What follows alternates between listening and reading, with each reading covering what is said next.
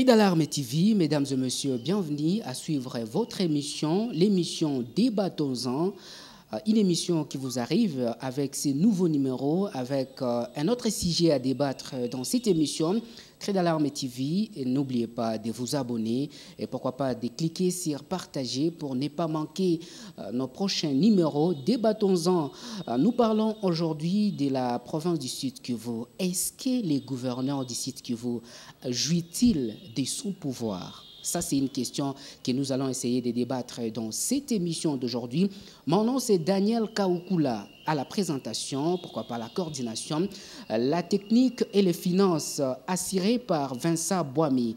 Merci également à Esther Kisunga qui assure la logistique et pourquoi pas le make-up. Voilà, Cri d'alarme TV. Dans un instant, nous serons entrés d'entrer dans les vifs du sujet, pourquoi pas de commencer cette émission.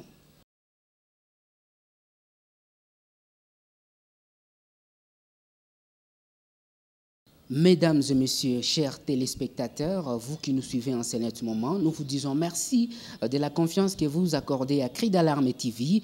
Et aujourd'hui, comme on vous l'a dit, nous sommes dans l'émission Débattons-en. Et aujourd'hui, nous sommes en train de débattre sur ces sujets. La province du Sud-Kivu qui est gouvernée en ce moment. Et d'ailleurs, il y a plusieurs trucs qui sont en train d'être signalés. Donc, plusieurs choses sont en train d'être signalées, notamment par rapport aux finances de la province du Sud-Kivu, notamment par rapport à certaines erreurs matérielles, pourquoi pas administratives, qui sont en train d'être signalées, et pourquoi pas des bonnes choses aussi, parce que tout n'a jamais été noir, il y a également quelque chose de rose, et voilà, c'est pour cela, nous sommes en train d'ailleurs aussi de dire quand même, c'est quelque chose à encourager, la proximité qu'affiche le gouverneur de province, Jean-Jacques Poroussi, et pourquoi pas également ses intentions par rapport à la gestion du site Kivu. Mais aujourd'hui, on va essayer un peu de voir, est-ce que le gouverneur du site Kivu, le professeur Jean-Jacques Poroussi, jouit-il pleinement de son pouvoir? Si tel est le cas, alors quelle analyse faire de la gestion de la province du site Kivu? Et pourquoi pas, quelle serait la main noire, s'il y en a bien sûr, qui serait derrière ou qui est en train donc de dicter les choses dans la gestion du site Kivu? Et dans la troisième partie de cette émission, nous serons en train tout simplement de décortiquer quel avenir pour la province du Sud-Kivu par rapport à la gestion, par rapport aux différentes analyses qui seront données sur ces plateaux. Voilà, vous avez les numéros de contact si vous voulez entrer en contact avec nous. Donc, les numéros de contact est là-dessus. Alors, vous pouvez voir et nous contacter en cas de besoin. Voilà, sur ces plateaux, aujourd'hui, nous recevons les invités avec qui nous allons essayer de débattre ces sujets ou dans cette émission. Alors, nous recevons celui qu'on appelle Frédéric Mushagalusa. Il est le président de la Fédération de la société civile dans la province du Sud-Kivu. Frédéric Mushagalusa, bonjour et bienvenue dans cette émission. Bonjour, messieurs les journalistes. Bonjour à tous les téléspectateurs de la grande chaîne Cri d'alarme TV qui nous écoutent à travers le monde. Je salue tous les milliers de membres de la campagne Shinjo Baz, Mateso Napita Paseleki, à travers le monde, dont je suis le coordonnateur national, si pas international, parce que la campagne est aussi pour les Congolais de la diaspora. Et donc, nous sommes là, très engagés, aux côtés du peuple congolais, aux côtés de la base congolaise que nous sommes. Nous disons merci pour l'invitation. Voilà, lui c'est Frédéric Mushagalusa, le président de la Fédération de la société civile, comme vous venez de les suivre. Il est également le coordonnateur de la campagne Shinjo Baz Mateso Napita Paseleki, une campagne déjà qui a vu ses jours dans le monde entier, si on peut le dire. Nous recevons également sur ces plateaux M. Albert Matabaro. Il est cadre du parti politique de l'opposition SID de Martin Fayoulou. Albert Matabaro, bonjour et bienvenue dans cette émission. Bonjour très chers journalistes, bonjour aux milliers de téléspectateurs qui nous regardent en ce moment. Bonjour aux militants et militantes de mon parti politique, parti cher au président élu Martin Fayoulou Madidi. Laissez-moi en profiter pour vous dire, très chers journalistes, que le président élu Martin Fayoulou va arriver à Kinshasa en provenance de Chicago. Ce 31, ce sera un samedi, 31 août. Il sera accueilli par les milliers de Congolais à Kinshasa. Et cela, il va tenir un meeting de la cohésion nationale parce qu'il est le président de l'unité nationale, mais également le président qui prône la cohésion nationale à tous les niveaux. Je tiens à noter également que le président Eli Martin Fayoulou était invité spécial au Chicago par les démocrates parce qu'il devrait quand même assister à la Convention nationale des démocrates. Là, nous sommes aux États-Unis. Voilà, et également, il y a cette actualité. Là, les démocrates qui sont en train de chercher qui sera candidat pour les élections des États-Unis qui sont prévues en novembre prochain. Voilà, c'est un peu ça. Voilà, comme nous vous l'avons dit, dans cette émission d'aujourd'hui, nous allons essayer un peu d'aborder le sujet ou d'aborder ou d'analyser à profondeur ces sujets qui parlent de la gouvernance du Sud Kivu. Est-ce que le gouverneur de province jouit-il de son pouvoir comme il se doit? S'il ne le jouit pas, qu'est-ce qu'il y a? Quelle serait la main noire derrière? Et quel peut être donc l'avenir de la province du Sud Kivu par rapport à ces sujets? Alors, dans l'entrée des jeux, nous interrogeons ici M. Frédéric Mouchagaloussa. M. Frédéric, votre réponse serait laquelle si on vous demandait la question, est-ce que le gouverneur de province jouit-il pleinement de son pouvoir? Je suis content, messieurs les journalistes, que vous commencez par Frédéric Mouchagaloussa, qui est le président de la Fédération de la société civile, comme vous l'avez dit, et qui venait à peine de faire la rue en accueillant une autorité morale du gouverneur Jean-Jacques Purusi, M. Bahati Lukwebo. Nous l'avons accueilli avec la campagne Shinjo Baz, Mateso Napita Paseleki, parce que, au fait, la population congolaise ou la population du Sud Kivu voulait s'exprimer par rapport à tout ce que son autorité morale avait dit à la place de l'indépendance, comme quoi ce sont eux le problème de ce pays. Ce sont eux le problème, et nous avons pensé qu'il fallait lui rappeler ça. Et donc, quand on parle du gouverneur Jean-Jacques Purusi, on ne peut pas ne pas parler de Lukwebo, qui est l'autorité morale, qui est son autorité morale, qui est le président de son parti, l'AFDC. Et donc, nous, c'est vraiment un ouf de soulagement que vous commencez par les porteurs de cette campagne, une campagne qui vise à réveiller le peuple congolais, parce que normalement, avec les speeches que Modeste Bahati Lukwebo avait fait à la place de l'indépendance, nous pousse à leur dire qu'ils doivent faire la retraite politique. Et donc, s'agissant de la gouvernance en province du Sud Kivu, nous, au sein de la Fédération de la société civile, au sein de notre campagne Shinjo Baz, Mateso Napita Paseleki, nous sommes en train d'analyser la situation. Et c'est là où nous sommes en train de condamner certaines bouches qui sont en train d'appeler le gouverneur Jean-Jacques Purusi que c'est lui le Magoufouli du Sud Kivu. C'est que nous n'admettons pas, d'autant plus que il faut voir ce qu'a fait Magoufouli en Tanzanie. Qui était Magoufouli en Tanzanie? On ne peut pas quand même blaguer avec ce nom de Magoufouli en disant que parce que quelqu'un est en train de prendre les arachides sur la rue, si c'est un canne à sucre sur la rue, et il devient Magoufouli. Nous saluons cette proximité du gouverneur Jean-Jacques Purusi qui est en train de faire les itinérances au niveau des territoires, mais ce n'est pas pour autant dire qu'il devient Magoufouli, parce que le peuple congolais, la population du Sud Kivu a besoin de concret aujourd'hui. On n'a pas besoin de manigancer, on n'a pas besoin de théorie. Voilà, Frédéric, la question est maintenant de savoir est-ce que le gouverneur jouit-il de son plein pouvoir? J'en arrive en disant ceci. Nous avons été invités dans les consultations du gouverneur Jean-Jacques Purusi comme société civile. Oui. Dans sa diversité, on a été invités, on a été consultés, mais là où on a pu conclure que réellement il y a une main noire, c'est parce qu'il n'a pas réalisé ce qu'il nous avait promis. Nous avons vu lors de la mise en place de son gouvernement comment est-ce que le gouverneur n'a pas tenu à ses promesses. Et on s'est demandé pourquoi est-ce qu'il nous avait consultés. On a vu qu'il y a eu dans son gouvernement les membres de différents partis politiques et donc de l'Union sacrée. Mais quand il nous avait consultés, il nous a dit qu'il a des places pour la société civile que nous sommes. Bien que nous, comme Fédération de la société civile, comme déjà une structure qui venait de lancer cette campagne-là, nous ne sommes pas ni preneurs ni demandeurs, d'autant plus que nous ne voulons pas quand même nous salir.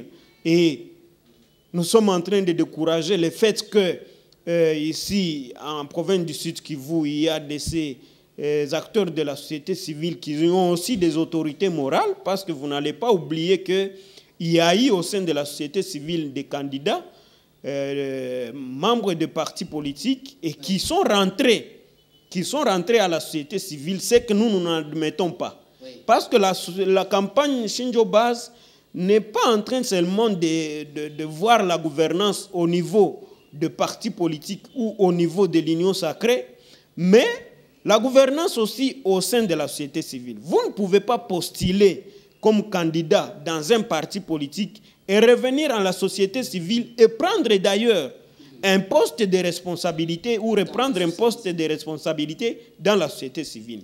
Vous vous souviendrez avec moi qu'il y a eu un acteur de la société civile qui a postulé au compte du parti de l'honorable Claudine Doussi et qui est revenu encore diriger la société civile. Ça ne passe pas avec la campagne Shinjo Base. Voilà. Et donc, moi, je voudrais enterrer... oui, selon vous, donc, il y a une mainmise qui est derrière la gouvernance du Sud Kivu. D'autant plus que M. Jean-Jacques Purusi a une autorité morale et qui est en train de faire le dictat, on ne peut pas ne pas le dire. Oui. Parce qu'aujourd'hui, si le cabinet, par exemple, de Jean-Jacques Purusi ne sort pas, c'est parce que réellement, il y a cette main noire. Il y a des partis politiques aujourd'hui qui sont en train de lui dire « Attendez », c'est le cas par exemple, on ne peut pas le cacher, à l'IDPS. À l'IDPS, comme il y a eu changement du secrétaire général, il faut qu'il y ait un autre secrétaire général qui puisse imposer les noms de certaines personnes dans la gouvernance de Jean-Jacques Purusi. Voilà. Et c'est ce qui bloque aujourd'hui le cabinet. Voilà, et donc, M. Jean-Jacques Purusi aura difficile à pouvoir diriger cette province avec les dictats de son autorité morale, avec l'IDPS, avec l'INC, ça cause problème déjà dans la gouvernance. Voilà, merci beaucoup Frédéric Mouchagaloussa qui venait de nous donner son point de vue par rapport à la gouvernance du Sud Kivu et le pouvoir. Est-ce que le gouverneur du Sud Kivu jouit-il de son plein pouvoir? C'est très important, vous allez donc en savoir beaucoup plus et pourquoi pas vous allez savoir la quintessence de cette question à la conclusion de cette émission, bien sûr, chers téléspectateurs. Voilà, la même question vous est posée, Albert Matabaro, vous êtes de l'opposition. Est-ce que le gouverneur du Sud Kivu jouit-il de son plein pouvoir? Très chers journalistes, retenez d'abord que Jean-Jacques Purusi, c'est un gouverneur sans signature. Quand je parle cela, je sais de quoi je parle. Et vous vous assumez, vous êtes grave. Je m'assume, très chers journalistes. Je vous donne les aveux. Première des choses, l'autorité morale, son autorité morale l'a recommandé. Son autorité morale l'a financé. Et par la suite, son autorité morale a recommandé la ministre des Finances, qui, elle aujourd'hui, est devenue plus même qu'un gouverneur. Et pourquoi je le dis, très chers journalistes? Parce que ce qui se passe actuellement au Sud Kivu, c'est inadmissible.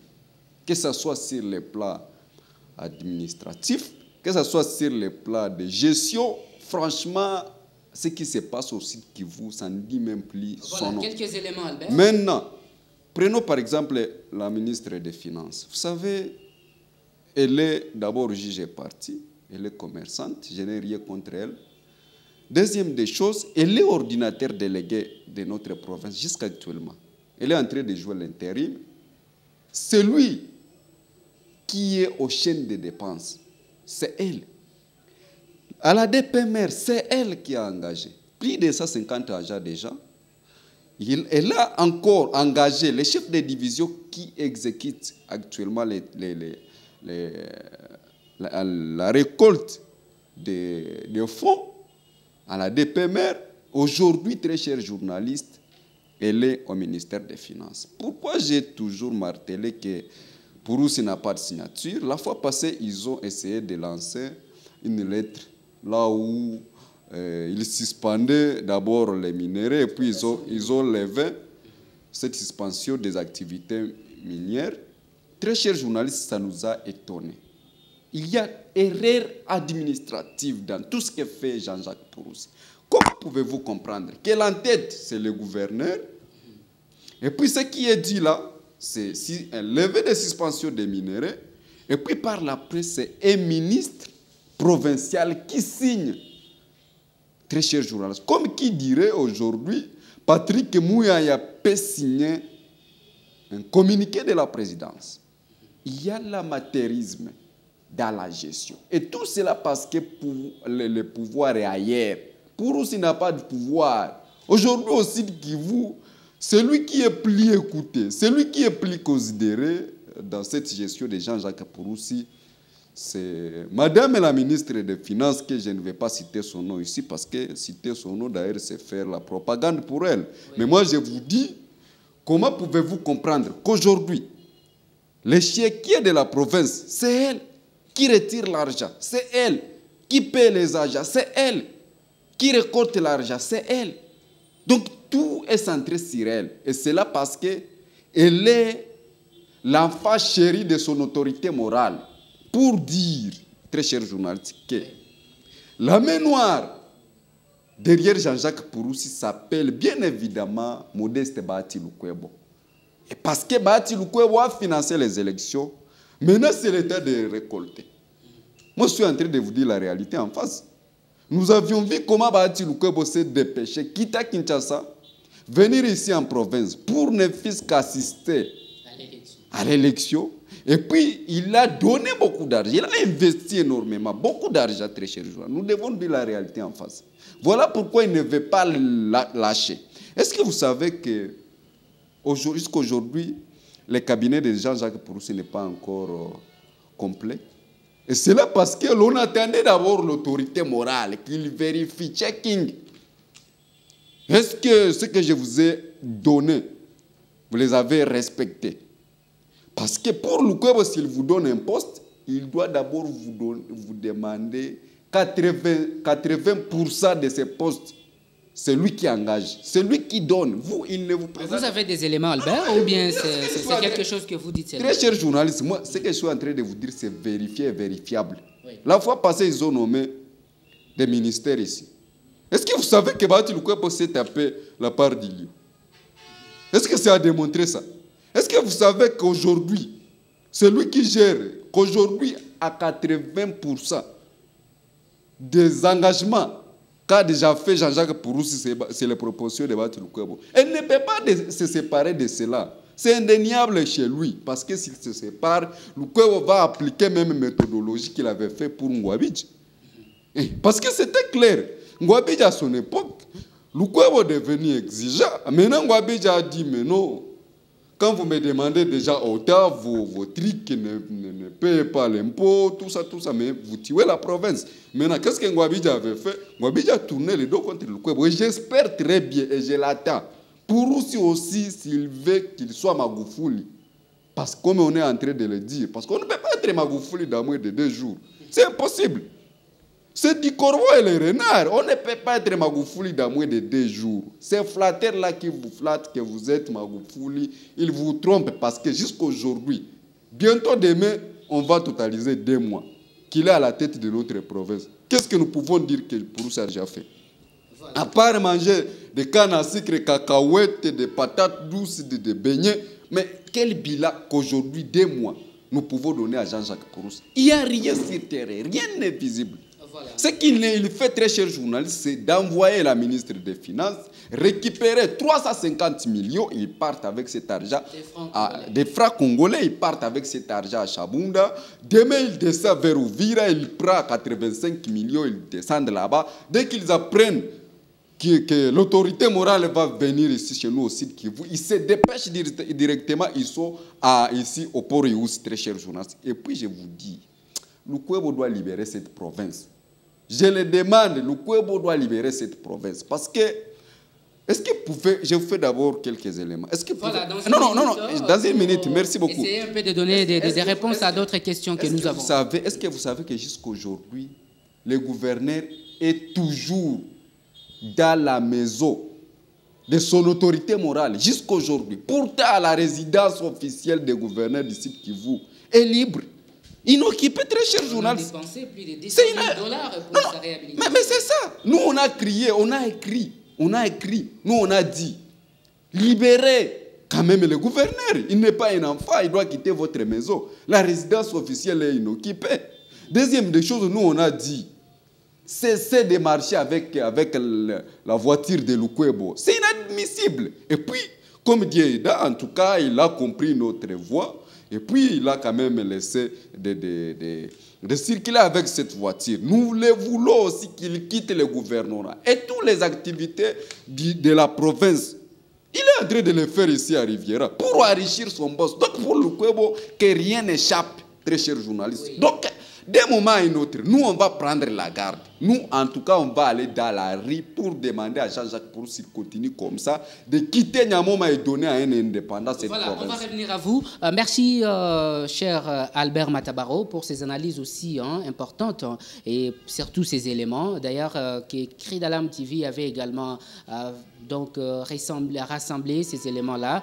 Et d'ailleurs, vous venez de les donner. Donc, ça ne sert plus à rien de revenir sur ces éléments. Mais quand même, nous parlons de la province du Sud Kivu. Ça fait des années que nous voulons voir les développements dans la province du Sud Kivu. Et pour voir ces développements, il faut vraiment critiquer, il faut vraiment voir les choses. Il faut avoir des dirigeants qui sont là pour aider la province du Sud Kivu. Voilà, on a toujours dit que si vous voulez voir une plaie sécher, il faut d'abord les crever ou bien il faut crever l'abcès. Donc, pour les voir sécher, il faut de plus. Alors, à la société civile dans la province du Sud Kivu, parce que nous rappelons que vous êtes également membre du cadre de concertation de la société civile au Sud Kivu, M. Frédéric Mouchagaloussa, qui serait ou qu'est-ce serait cette main noire et qu'est-ce qu'il faut quand même pour pour espérer à un développement dans cette province que nous chérissons nous tous? Vous savez, il y a beaucoup de gens, ou beaucoup d'ailleurs de nos membres qui sont en train d'adhérer à la campagne Shinjo Baz à travers la République comme dans le monde entier. Il faut quand même éclairer cette population. Parce que la gouvernance au site Kivu, où nous avons notre siège, est le thermomètre de la gouvernance que nous pouvons trouver dans les autres provinces, au Nord Kivu, au Sankourou, au Maniema et partout.